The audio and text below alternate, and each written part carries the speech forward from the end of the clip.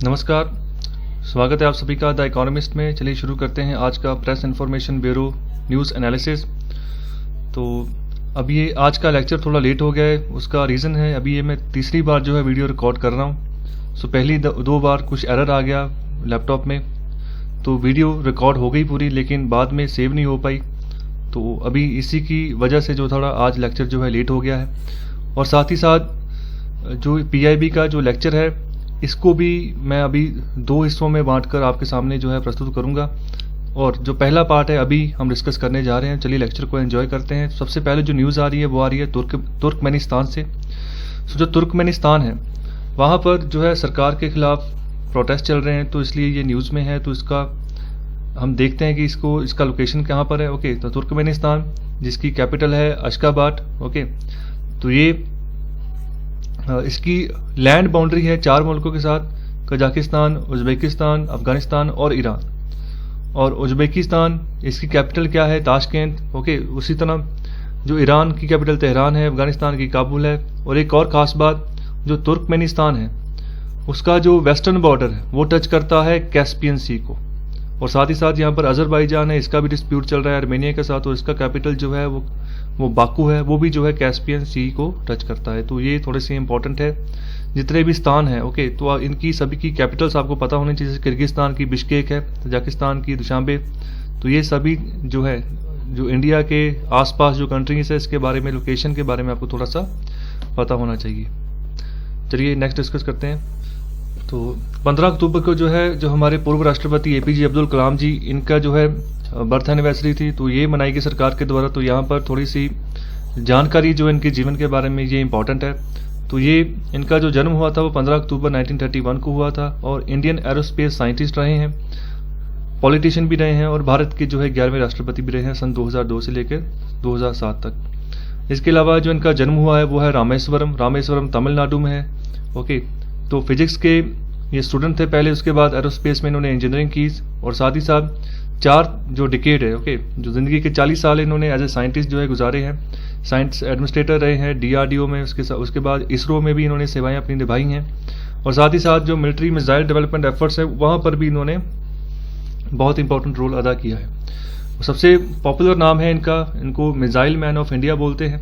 Okay, क्योंकि इन्होंने जो बैलिस्टिक मिसाइल है और उसका जो लॉन्च व्हीकल टेक्नोलॉजी है उसकी डेवलपमेंट में बहुत ही बढ़िया काम इन्होंने किया था। और साथ ही साथ जो पोखरण का न्यूक्लियर टेस्ट 1998 में हुआ था उसमें भी इनका जो था एक इम्पॉर्टेंट रोल था। और जो पहला जो टेस्ट इंडिया ने किया था न्यूक्लियर टेस्ट वो किया था 1974 में। तो अगर आप पोखरण 2 के टेस्ट के बारे में आप अगर डिटेल में पढ़ना चाहते हैं तो उसके ऊपर मूवी आई है एक परमाणु, जॉन इब्राहिम की, आप उसको देख सकते हैं। तो आपको पता चलेगा कैसे जो था इंडिया ने ये टेस्ट जो था इसको कंडक्ट किया था। आगे जो न्यूज़ है ये है आयुर्वेदा डिपार्टमेंट से, मिनिस्ट्री ऑफ आयुष से। सो यहाँ पर जो है अभी 5th आयुर्वेदा डे जो है वो सेलिब्रेट किया जाने वाला है। तो अभी जो ये 5th आयुर्वेदा डे जो होगा तो इसका जो थीम है वो है आयुर्वेदा फॉर कोविड-19।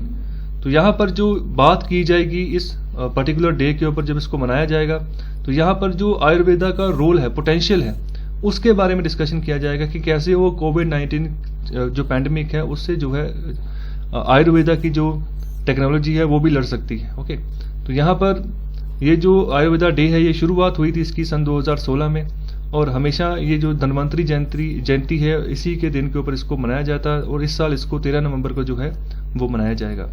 और मेन ऑब्जेक्टिव इसका यही है कि जो आयुर्वेदा और इसकी यूनिक ट्रीटमेंट प्रिंसिपल्स हैं उनको स्ट्रेंथन करना, साथ ही साथ जो और भी बीमारियां फैली हुई हैं, ओके, जो भी मोर्टेलिटी के साथ रिलेटेड है, ओके, जिससे कि आदमी की मृत्यु हो जाती है, तो वहाँ पर जो है आयुर्वेदा के प्रिंसिपल्स को यूज़ करके इन बीमारियों का खात्मा करना और जो आयुर्वेद का पोटेंशियल है उसको जो है आगे लेकर आना।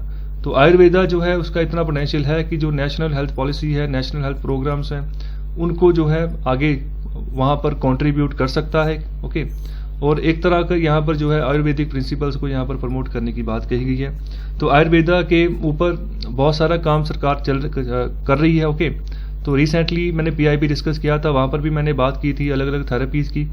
फॉर एग्जांपल मैंने वहाँ पर इलेक्ट्रोथेरेपी की बात की थी, मड थेरेपी की बात की थी।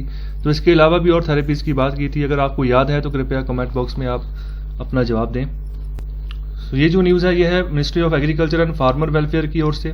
तो यहाँ पर जो इंडिया और भूटान, यहाँ पर इन दोनों मुल्कों का जो बायलैटरल ट्रेड है, यहाँ पर एक नई अचीवमेंट की बात कही गई है।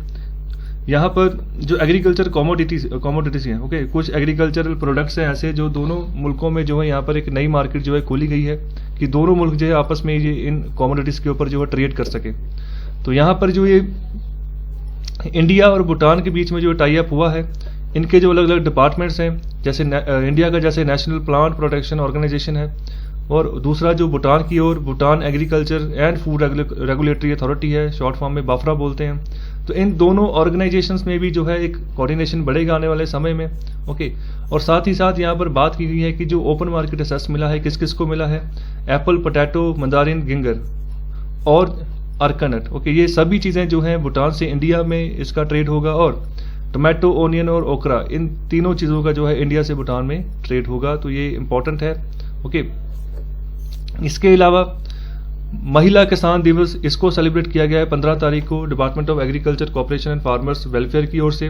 तो इसका जो मेन मोटिव यही है कि जो महिला जो एग्रीकल्चर में अपनी कंट्रीब्यूशन दे रही हैं उनको और प्रमोट करना और स्ट्रेंथन करना और उनको जो है सहूलतें प्रोवाइड करना।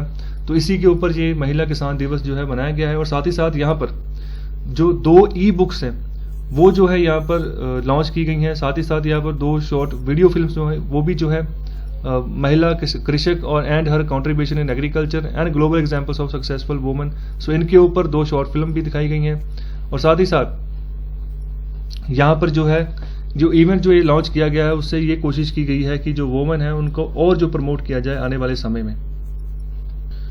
सो ये वाली जो न्यूज़ है ये है मिनिस्ट्री ऑफ एग्रीकल्चर से ही, ओके। जहाँ पर जो बात की गई है 4th India agricultural outlook forum 2020, इसका इनॉग्रेशन किया गया है।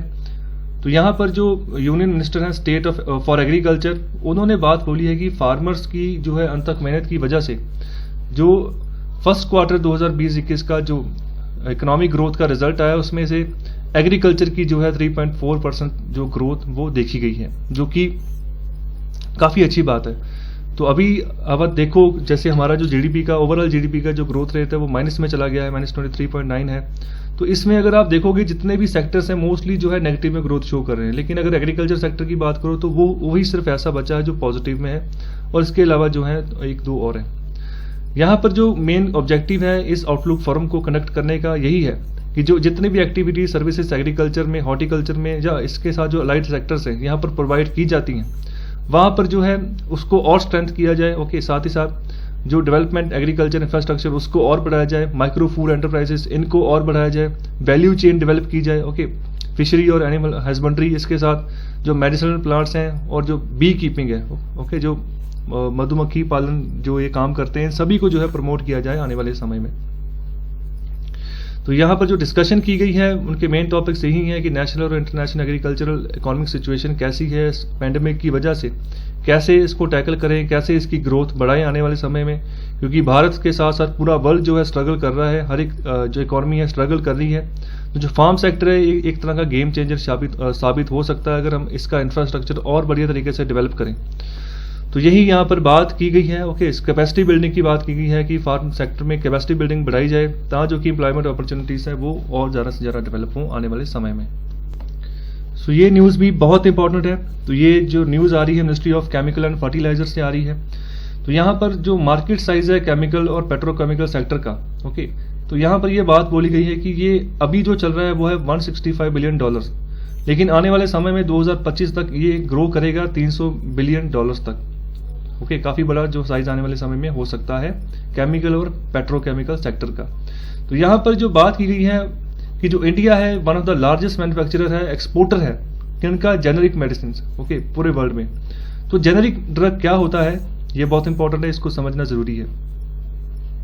जो जेनरिक ड्रग है ये एक तरह का फार्मास्यूटिकल ड्रग होता है, वही ड्रग होता है जिस तरह फॉर एग्जाम्पल सपोज करो आपको बुखार है, तो बुखार के लिए आप मेडिकल स्टोर से दवाई लेने जाओगे तो आपको कोई गोली मिल जाएगी, कोई पत्ता मिल जाएगा, कोई ब्रांडेड कोई आपको दवाई मिल जाएगी जैसे सैरिडोन है, ओके। इसके अलावा जो डेटॉल के या इसके अलावा और भी जो बहुत सारे ब्रांड्स हैं वो आपको अवेलेबल हो जाएंगे उसके ड्रग, ओके। लेकिन यहाँ पर बात की गई है कि जो जेनरिक ड्रग्स होते हैं ये क्या होते हैं, उन्हीं जो कंपनीज के द्वारा जो पेटेंट जो दवाइयां होती हैं, ओके, सपोज करो अभी कोविड-19 की वैक्सीन बन रही है, जो भी कंपनी इसको बना लेगी, ओके, पहली रिसर्च करके बना लेगी, फिर अपना पेटेंट जारी करेगी, फिर वो पेटेंट अगले 10-15 साल तक चलता रहेगा। तब तक वो जो कोविड-19 की वैक्सीन को जो है कोई भी कॉपी नहीं कर सकता, कॉपी करके नहीं बना सकता।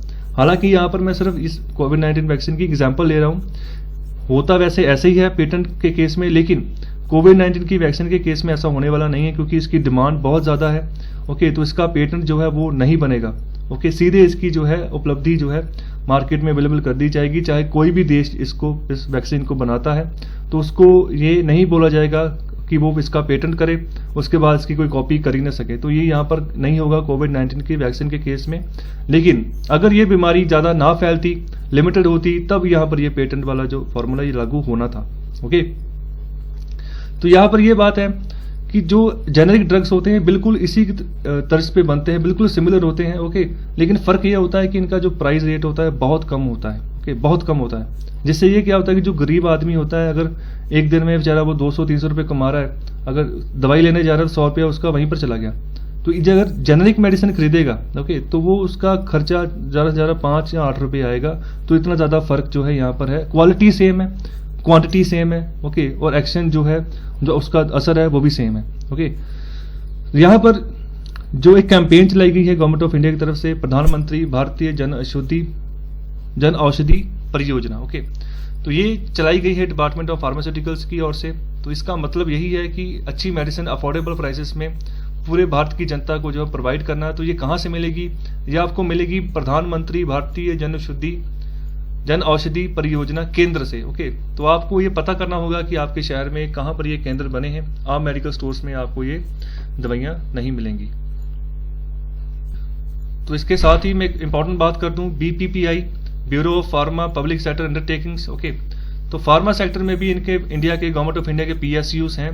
तो ये BPPI जो बनाया गया है, इसीलिए बनाया गया है डिपार्टमेंट ऑफ फार्मास्यूटिकल्स की तरफ से कि जो ये CPSU है, जो इन जेनरिक मेडिसिन की प्रोडक्शन करेंगे, सप्लाई करेंगे, मार्केटिंग करेंगे, तो इनको अच्छी सपोर्ट प्रोवाइड हो कि ये सप्लाई रुके ना, ओके, और अच्छी और ज़्यादा से ज़्यादा प्रोडक्शन हो और हर एक लोगों तक ये दवाई जो है पहुंचाई जाए। इसके अलावा जो ये लॉन्च हुई थी स्कीम, ये हुई थी UPA गवर्नमेंट में सन 2008 में। तो ये सारी इंपॉर्टेंट इन्फॉर्मेशन मैंने आपके सामने रखी है, तो इसको आप जरूर अच्छे से समझें। अगर नहीं पता लगा तो लेक्चर को दोबारा रिवाइंड करके दोबारा सुने। सो नेक्स्ट जो न्यूज़ है वो है इंडिया फॉरेन ट्रेड के बारे में। सितंबर 2020 तक जो ट्रेड की हालत रही है, ये ministry of commerce and industry की ओर से न्यूज़ है। यहाँ पर जो merchandise export import, okay, trade surplus, trade deficit की बात की गई है। तो अगर मर्चेंडाइज एक्सपोर्ट इंपोर्ट की बात करें तो दोनों में जो है नेगेटिव ग्रोथ देखने को मिली है। आप देख सकते हैं स्क्रीन के ऊपर। जो ट्रेड डेफिसिट है वो हुआ है $23.44 बिलियन का इंडिया को, ओके। इसके अलावा सर्विसेज सेक्टर में अगर बात करें तो वहाँ पर भी जो है एक्सपोर्ट में भी गिरावट नेगेटिव में आई है और इंपोर्ट में भी नेगेटिव में आई है, ओके। और जो सर्विसेज हमने प्रोवाइड की हैं वो $41 बिलियन की है। उसके बाद ओवरऑल ट्रेड की बात करें तो वहाँ पर एक्सपोर्ट फिर नेगेटिव है, ओके, और इंपोर्ट वो भी नेगेटिव में है, इंपोर्ट ज़्यादा नेगेटिव में है, ओके, और हमारा ट्रेड जो है वो सरप्लस हो गया है। तो ये चीज़ हमेशा याद रखनी है। यहाँ पर देखो, अगर जो ओवरऑल ट्रेड है वहाँ पर एक्सपोर्ट -16 है और इंपोर्ट है जो -35 है, मतलब इंपोर्ट ज़्यादा नेगेटिव में है। इसका मतलब हमने इंपोर्ट बहुत कम किया है, इसके मुकाबले पर हमने एक्सपोर्ट ज़्यादा किया है, ओके। जब भी एक्सपोर्ट हम ज़्यादा करेंगे किसी भी देश के साथ, इंपोर्ट कम करेंगे उसी देश के साथ, तो वहाँ पर हम बोलेंगे कि उस फलाने मुल्क के साथ हमारा ट्रेड सरप्लस है। फॉर एग्जांपल चाइना और इंडिया दोनों ट्रेड करते हैं आपस में, ओके, $65 बिलियन के आसपास का ट्रेड है। लेकिन इस कैटेगरी में चाइना का ट्रेड सरप्लस रहता है इंडिया के साथ, तो इंडिया का हमेशा ट्रेड डेफिसिट रहता है चाइना के साथ, ओके। आई होप आपको ट्रेड डेफिसिट और ट्रेड सरप्लस दोनों टर्म्स की आपको समझ आई है। सो ये जो न्यूज़ है ये है अभी 78th EME cops day celebrate किया गया मिनिस्ट्री ऑफ डिफेंस की तरफ से। तो EME का मतलब है इलेक्ट्रॉनिक्स एंड मैकेनिकल इंजीनियर्स। तो अभी इनका जो मेन मकसद होता है कि जो हमारी इंडियन आर्मी है उसको इंजीनियरिंग सपोर्ट प्रोवाइड करनी, ओके। जितनी भी रेंज हो, चाहे जो भी इक्विपमेंट उसको चाहिए, जो भी वेपन सिस्टम चाहिए, उसको जो है पूरे कंप्लीट तरीके से उसका लाइफ साइकिल से लेके उसके डिज़ाइन से लेके उसके डिस्कार्ड तक सारी फैसिलिटीज जो है इंडियन आर्मी को जो है प्रोवाइड करते हैं। इसी के साथ ही साथ और भी जो अपनी इनका पोटेंशियल है, ओके, लड़ाई के लिए जो भी चीज़ें चाहिए उसको अपनी टेक्नोलॉजी को यूज़ करके, इनोवेशन को यूज़ करके ये बनाते हैं। और जो ये कॉप्स ऑफ ईएमई है, इन्होंने बहुत सारी उपलब्धियां भी हासिल की हैं। ओके, बहुत सारी जगहों पर इन्होंने अपना जो है नाम बनाया। फॉर एग्जांपल कोविड-19 के केसेस में वेंटिलेटर्स की बहुत कमी थी, तो इन्होंने ये प्रोवाइड करवाए हैं। ओके, तो यहाँ पर इनका भी जो है बहुत अहम रोल रहा है कोविड-19 से लड़ने के लिए। तो ये भी आर्टिकल न्यूज़ जो है मिनिस्ट्री ऑफ डिफेंस से है। तो ये आपको मालूम होगा कि जैसे आप जब बच्चे स्कूल में पढ़ते हैं या कॉलेज में पढ़ते हैं, तो उनको हर दिसंबर के महीने के आसपास जो है एक झंडे मिलते हैं कागज़ के, जहाँ पर आपको बोला जाता है कि आप ये झंडे खरीदिए, 5 या 10 रुपये उसके बाकायदा आप जमा करवाइए। ओके, तो ये एक पूरा फंड इकट्ठा होता है, इसका नाम होता है armed forces flag day fund. तो ये सारा पैसा जो इकट्ठा होता है स्कूल से, कॉलेज से, तो इसका पैसा जो है वेलफेयर के लिए यूज़ होता है। जो भी सोल्जर्स शहीद हो जाते हैं, उनकी जो विधवाएं हैं, उनको यहाँ पर पैसा प्रोवाइड किया जाता है, फाइनेंशियल असिस्टेंस प्रोवाइड की जाती है। इसके अलावा जो जिनके बच्चे जो सोल्जर जो शहीद होते हैं उनके बच्चे, इसके अलावा एक सर्विसमैन, ओके, जो डिसेबल्ड हो चुके हैं आर्मी में लड़ाई लड़के, उसके अलावा जो भी ग्रांट आती है। ओके, मतलब हर किसी न किसी तरीके से ऐसे फौजियों को जो है असिस्टेंस प्रोवाइड की जाती है जिनके पास पैसे की कमी हो जाती है। ओके, तो हर एक तरह की ग्रांट, चाहे मेडिकल ग्रांट है, चाहे चिल्ड्रन ग्रांट है, चाहे एजुकेशन ग्रांट है, वो प्रोवाइड की जाती है इस फंड के थ्रू। इसलिए लोगों को अपील की जाती है आप इस फंड के थ्रू आप थोड़ा सा पैसा जरूर दें। ये जो डे है ये हम सेलिब्रेट करते हैं 7 दिसंबर को हर साल। तो अभी के लिए पार्ट 1 के लिए मैं इतना ही अभी लेक्चर लेकर आ रहा हूँ, तो आप इसको अच्छे से एंजॉय करें लेक्चर को। ओके, और ज़रा से ज़रा लाइक करें, सब्सक्राइब करें चैनल को, और ये जो वीडियोस है आप ज़्यादा से ज़्यादा शेयर करें, क्योंकि बहुत ही इंपॉर्टेंट न्यूज़ यहाँ पर मैं कवर करके चल रहा हूँ। और पार्ट 2 भी मैं जल्दी ही लेकर हाजिर होऊंगा। तब तक के लिए नमस्कार, एंजॉय करें लेक्चर को। आपका बहुत बहुत शुक्रिया।